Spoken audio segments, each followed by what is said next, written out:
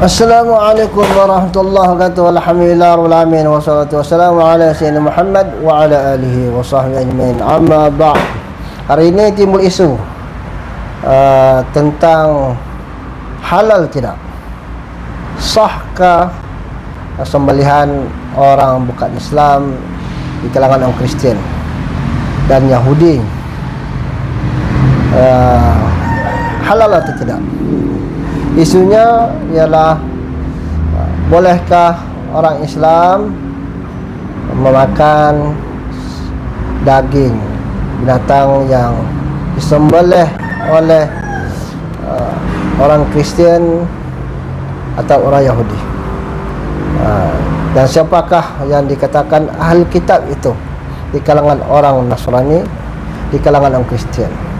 Nah, untuk mengupas itu, mari sama-sama kita tengok video penjelasan kupasan daripada beberapa tokoh ahli agamawan, di antaranya Dr. Zaimi Ramli, salah seorang daripada ahli jawatan kuasa Majlis Fatwa Negeri Perlis, dan juga kupasan daripada tokoh ahli sunnah jamaah Nusantara, yaitu Ustaz Abdul Samad, dan juga penjelasan daripada Ustaz Azhar Idrus.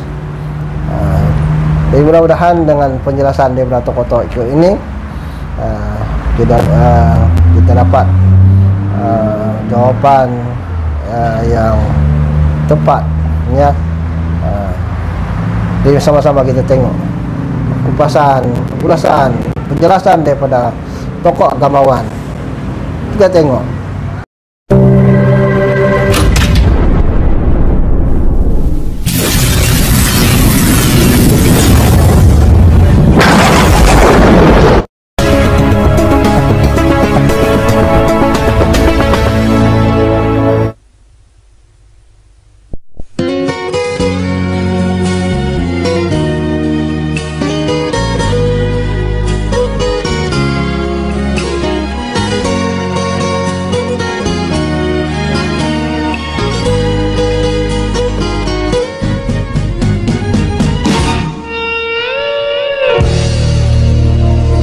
Makan daging sembelihan ahli kitab pada masa sekarang. Ahli kitab ni siapa? Itu yang menjadi persoalannya. Ahli kitab ni orang Yahudi dan Nasrani. Maka siapa saja yang Yahudi dan Nasrani dan dia sembelih, maka sembelihan dia tu halal. Walaupun orang Kristian tu baru convert, selagi mana dia sembelih, maka halal. Maka halal. Baik. Cuma ini pandangan majoriti ulama. Tapi kalau mazhab Syafi'i dia kata tak, ahli kitab ni dia mesti ada keturunan daripada Bani Israel. Tapi pandangan Imam Syafi'i tak tepat. Pandangan yang tepat, selagi mana dia telah masuk agama Kristian, selagi mana dia telah masuk agama Yahudi, bila dia sembelih saja, makanan dia halal. Kerana Nabi SAW dalam hadis Bukhari pernah memberi surat kepada Heraklius. Nabi bagi surat kepada Heraklius, Maharaja Rom Timur yang berpusat di Konstantinopel. Dia bagi surat dan dia letakkan ayat Quran, ya ahlal kitab ta'alau ila kalimatin sawa'im bainana wa bainakum. Wahai ahli kitab, marilah kita duduk sama-sama di satu titik pertemuan antara kami dan kamu. alla na'budu illallah.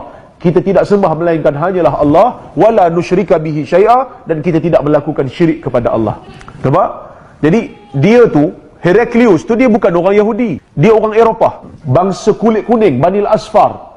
Tapi bila mana dia convert masuk Kristian, Nabi letak ayat Quran, wahai ahli kitab, menunjukkan dia adalah ahli kitab. Maka sebab tu kalau kita pergi mana-mana negara yang majoriti Kristian dan kita tahu negara tu sembelih, maka boleh makan sembelihan itu. Tapi sekarang ni kalau Eropah dia bahaya sikit sebab dia guna stunning. Dia guna teknik stunning. Ada perbahasan. Ada yang stunning tu sampai mati dulu baru nak sembelih. Tapi saya boleh kata pada tuan-tuan, antara makanan Nasrani hari ini dengan Yahudi, lebih baik Yahudi. Boleh makan kosher food. Kerana orang Yahudi masih menjaga sembelihan mereka. Mereka sembelih sama macam orang Islam sembelih. Bukan wajib makan, boleh makan. Tak lalu makan, tak payah makan. Tak lalu makan, tak payahlah makan. Yang ni yang cerita yang terpaksa makan. Contoh macam ada anak student saya, dia masuk Islam daripada Sarawak. Ayah dia rumah panjang, ketua rumah panjang Kristian. So bila dia masuk Islam ni, ayah dia marah. Dia kata, macam mana Ustaz? Kalau saya balik bagi tahu saya ni Islam, mesti ayah saya pancung saya sebab dia ketua rumah hajang. Saya kata, tak payahlah beritahu.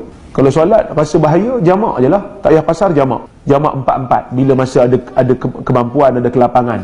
Makan macam mana Ustaz? Makan. Sebab rumah panjang ni makan setiap berjemaah. Dia masak ramai-ramai, makan ramai-ramai. Saya kata, ayah awak macam mana? Dia sembelih tak? Sembelih lah, tapi dia ambil ayam tu, dia kapak bagi putus. Jadi kalau kapak bagi putus tu sah sembelihan. Cuma pada fiqh Islam makruh lah. Cuma sembelihan tu sah. Sah. Maka boleh makan kerana dia adalah Kristian. Boleh lah makan. Tapi untuk dia okey lah. Untuk kita, negara ni Muslim majoriti. Kat Malaysia Muslim majoriti. So kita tak payahlah guna peruntukan tu.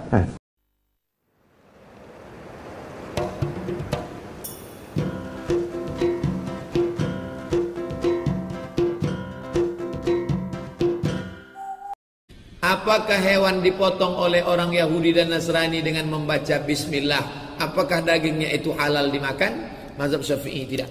Saya berpegang kepada mazhab Syafi'i.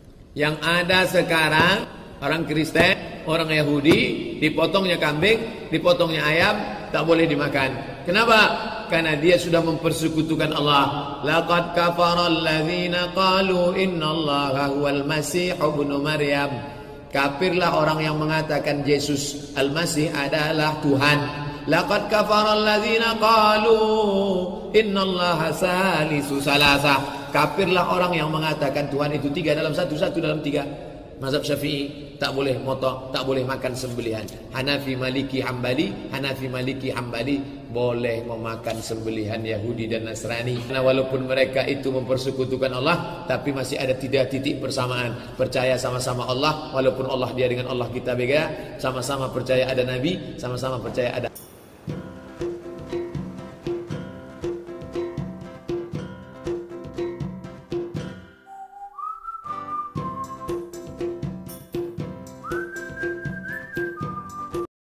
kitab, maksudnya orang kafir yang masih berpegang dengan kitab yang diubah setelah ketiadaan Nabi. Ketika Nabi Musa masih hidup, diturunkan ke atas baginda kitab apa? Kitab Taurat. Kitab Taurat daripada langit, daripada Allah. Kitab Taurat itu betul atau palsu? Betul. Faham lagi? Allah yang turunkan. Maka pada masa itu semua yang mengikut Nabi Musa dan berpegang dengan kitab Taurat adalah Muslim, Islam. Nah, setelah Nabi Musa wafat, kitab Taurat ini sudah diubah oleh tangan-tangan pendeta yang jahat-jahat, dibuat baru New Testament, Old Testament, dipindah-pindah hukum di dalamnya. Maka terjadilah perbalahan di antara umat Nabi Musa ketika itu. Minoriti daripada umat tidak mau ikut kitab baru, mereka nak ikut kitab lama, dan matilah mereka itu dalam Muslim. Nampak? Dan yang ikut kitab baru ini dipanggil kafir kitabi. Kenapa panggil kafir? Kerana mereka mengikut ubahan tangan manusia, menolak kitab yang sebenar. Kafir. Kenapa dipanggil ahli kitab? Mengikut Nabi yang berkitab.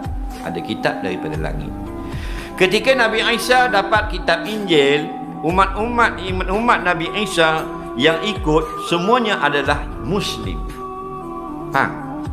Kitab pun tidak ditukar lagi. 500 tahun lepas Nabi Isa diangkat ke langit, telah dipindah sampai jadi 300 Injil. Pada tahun 1400 abad 15 Hijrah, 300 Injil. Nah, maka bila ditukar oleh padri-padri dengan perintah raja-raja dan pembesar negeri, maka terjadilah perbelahan macam tadi juga. Minoriti tak mau ikut kitab baru Injil, nak ikut kitab Injil lama. Maka mereka hidup sampai mati dalam Islam. Nah, dan yang ikut Injil baru kafir. Itu dia panggil kafir kitabi. Bahkan sampai pada zaman Nabi Muhammad SAW, Yahudi dan Nasara ini, Yahudi yang pakai kitab Taurat juga, tapi yang dipindah. Nah, Nasara pakai kitab Injil juga, tapi yang sudah ditukar. Nabi gelar mereka sebagai kafir kitabi. Faham lagi? Soalan